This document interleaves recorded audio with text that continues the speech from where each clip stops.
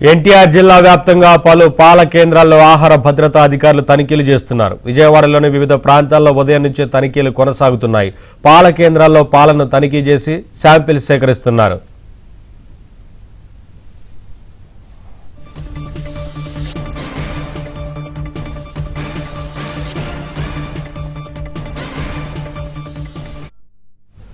ఎన్టీఆర్ జిల్లా వ్యాప్తంగా పలు పాల కేంద్రాల్లో ఆహార భద్రతా అధికారులు తనిఖీలు చేస్తున్నారు. విజయవాడలోని వివిధ ప్రాంతాల్లో ఉదయం నుంచే తనిఖీలు కొనసాగుతున్నాయి. పాల కేంద్రాల్లో పాలను తనిఖీ చేసి శాంపిల్ సేకరిస్తున్నారు. అప్డేట్స్ మా కరెస్పాండెంట్ ప్రసాద్ అందిస్తారు. ప్రసాద్, తనిఖీలకు సంబంధించి అధికారులు ఏం చెప్తున్నారు? ఒకవైపున ఆయా ప్రాంతాల్లో పూర్తి స్థాయిలో తనిఖీలు జరుగుతున్నట్లు తెలుస్తా ఉంది కదా, ఏంటి వివరాలు?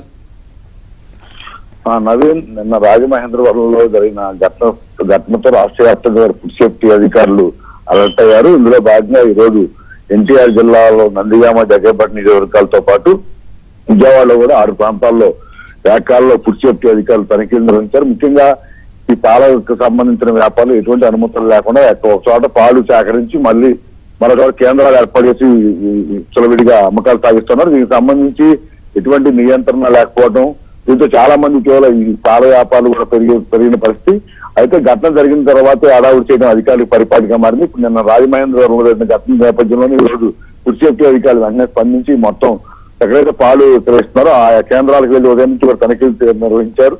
అక్కడ ఉన్న పాల శాంపిల్స్ కూడా పూర్తిగా సేకరించి ల్యాబ్లకు కూడా పంపించారు. ఆ వచ్చిన నివేదికలను బట్టి ఆ పాలలో ఏమైనా ఇబ్బందికరమైన పరిస్థితులు ఉన్నాయా, లేకపోతే మొత్తం నిబంధనల ప్రకారం ఆ నాణ్యత ఉన్నాయనే అంశాలతో కూడా రిపోర్ట్ వచ్చిన తర్వాత చర్యలు తీసుకుంటామని కూడా చెప్తా ఉన్నారు.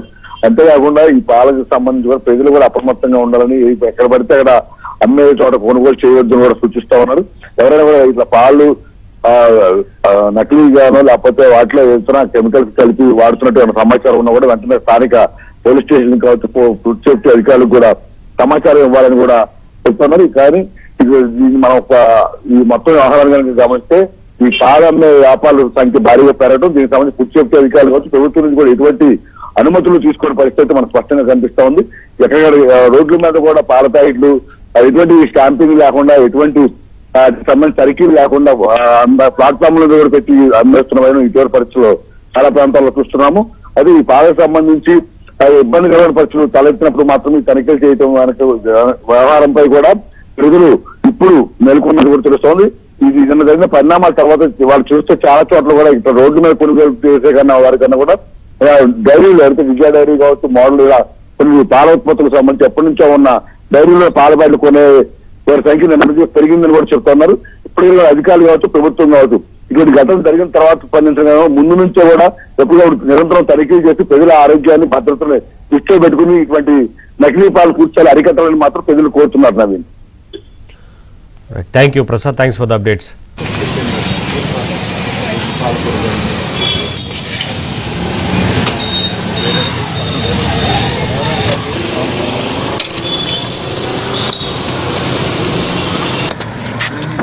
కడుక్కోవాలి కదా సార్, కడుక్కోవాలంటే లోపల ఉండకూడదు.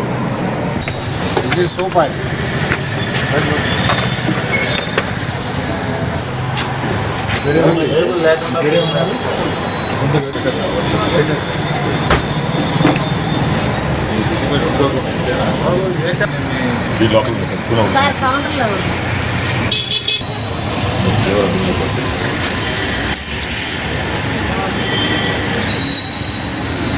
వాడు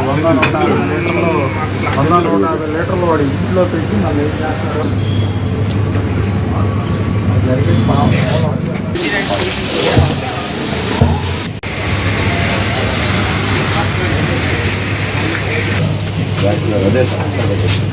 డ్రైవర్ కార్ అటు ఉంటాడు.